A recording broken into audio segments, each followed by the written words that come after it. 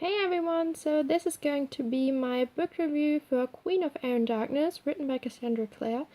This is the third and final book in the Dark Artifices, and it all takes place within the Shadowhunter world, which was introduced in the series The Mortal Instruments, and we already know this world also from the series The Infernal Devices. Okay, so first of all, a bit of information about the general plot of Queen of Air and Darkness. So this book starts directly where Lord of Shadows ended. I thought there would be a bit of time in between, but it really starts where Lord of Shadows ended.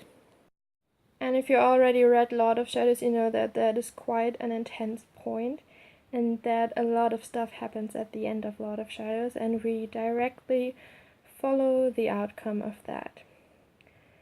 Okay, so in general, describing the plot, you can say that it continues to be from different perspectives, like the other books before. So we have Emma, Julian, Christina, Kid, and so on and so forth. So we have various perspectives on the thing, and that is definitely a point that I liked. I think in many books it's that way, that I wait for a certain character because I enjoy their perspective more than the others. But in this book it's really well made that I actually enjoyed all the perspectives and just liked following the story without waiting for one certain character to appear again. I really enjoyed, nearly all of the perspectives the same. Which brings me to one little point of critique, because there's one exception, and that is quite in the middle of the book, Emma and Julian do something. I want to keep this spoiler free at first, so if you read the book you know what I mean, but they stay away for quite a while, and there are just their perspectives, so it's not that there is any other perspective. And although I thought the general plot was okay, I really missed having different perspectives on that thing, so I really would have enjoyed if, although they were there, we still would have kept the perspectives of, for example, Christina or Kid, who stayed in the normal world. Okay, so one other thing that I also didn't like is Kai is trying to do a thing throughout the whole book. I don't want to spoiler anyone, so I won't say what exactly he's trying to do, but I just didn't like the whole theme of the whole. It was just not for me. What I really did enjoy, that in the end of this book we see Clary, Jace, and a lot of other known shadow hunters, and they are very well included within the series, and I did enjoy that in the end we got to see them all, and it kind of changed from a story about Emma and Julian and the Blackthorns to a story which also has a lot to do with the whole Shadowhunter world. What I did really like is that we get to see so much of Diego and Jamie and all this in this book. I really enjoyed that. I would definitely like to see more of them. I really liked them. Okay, so how this story starts is, I already said, it takes off right after Lord of Shadows. So if you have read Lord of Shadows, you might know that this leads to there being a lot of grief at the beginning of the story. And that led to me not being that invested in the story until like 200 pages or something in, because it was just all very, very sad, and yeah, it took me some time to get into it.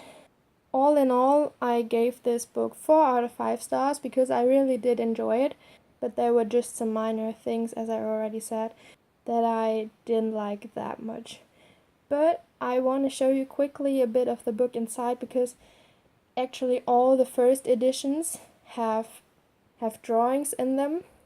I don't know if you can still get them, but they are quite nice. I think it's 10 in total. I will show you one, just wait. Okay, so for example here you can see that there's a drawing, and it all just looks very nice, and I was always happy when there were more and more pictures. But yeah, you can see that this here, it is a big book. I think it is almost 1,000 pages. It's like 912 or something like that, or even a bit more. I'm not 100% sure, but it definitely has more than 900 pages. So it takes some time to read, but for the length of the book, it had me until like page 200 or something. It had me that invested that I wanted to continue the story. Okay, so now I'm going to jump into a spoiler section, so if you haven't read that book, go read it and then come back and discuss together with me. Thank you for watching and see you next time.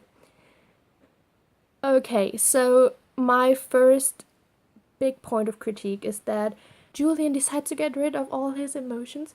Why does he do it? I was so annoyed by it, like literally through the whole book when he was so cold and just so calculating. I hated that, Julian, and I had completely no understanding for her decision to do that. So I was like, nope, I don't want that. I don't like that. Please stop it. I hated that point of the story. I was so mad at Julian for doing this. And another point is that when they were in this alternative world, it took some time for them to be there, and I was like, yeah, well, I want to see what the other characters are up to, and it was just about Emma and Julian, and although I liked their storyline, I would have enjoyed if we would still have gotten updates from the other characters as well.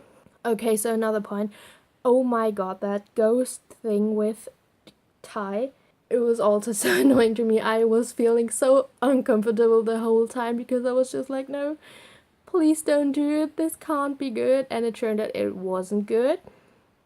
But it was just like, no, please do not do this. Yeah. And in the end, it turned out it wasn't so great. And also when kids started to help him, I was just like, please just don't do it. Don't do it. This can't be a good idea. But yeah, I couldn't change it, obviously. Yeah, as I said, what I did enjoy is I enjoyed Jamie's or Jaime or however you pronounce the name. Sorry for saying it wrong. And Diego's storyline, I really liked to follow them, and I liked a lot of the characters that they interacted with. Of course not Zara. I think everyone hates her. She's just the worst. But yeah, I did enjoy their storyline a lot. Now onto the ending. First of all, it was kind of weird what happened to Julian and Emma. I'm still a bit like, what was that? Okay. And then they lose Idris. The Shadowhunters lose Idris. What is this? That also had me like, no, I don't think that's right. They lose their country. But that Alec gets this position in the end, I was really happy for him, and that made me happy a lot. And also the wedding in the end. Oh, and that Clary and Jace are going to get married. I was so happy about this. I really loved this. But yeah, the end in Idris, still a bit like, I don't know if that was right, but yeah. Okay, so all in all, as I already said, I gave this book 4 out of 5 stars because I did really enjoy the story, other than the minor critique points I already said. And thank you guys so much for watching. I hope you enjoyed that video. Also check out my review about the Red Scrolls of Magic if you would like to. And see you in my next video. Bye!